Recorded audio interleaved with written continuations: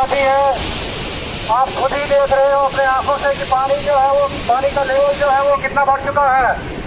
लिहाजा दिमाग जो है सबके पास है, सोचना है, सोच समझ आपको खुद है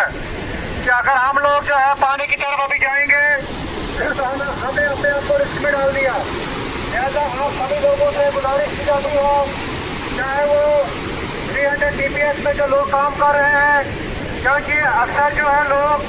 वहाँ से ऐसा करेंगे कि नीचे की तरफ आ जाएंगे और कुछ लोग जो है नदी के आसपास बैठने की कोशिश करेंगे, लेकिन उनको ये पता नहीं है कि जो नदी का आसपास का जो मटेरियल है ये लूज है और ये पानी जो है बहा के ले जाता है।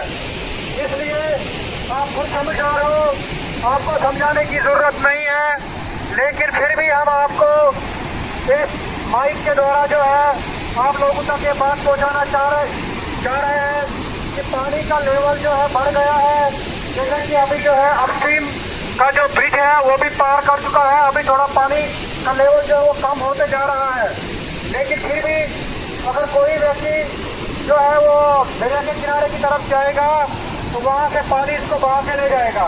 इसलिए आप सभी लोगों से गुजारिश की जाती है,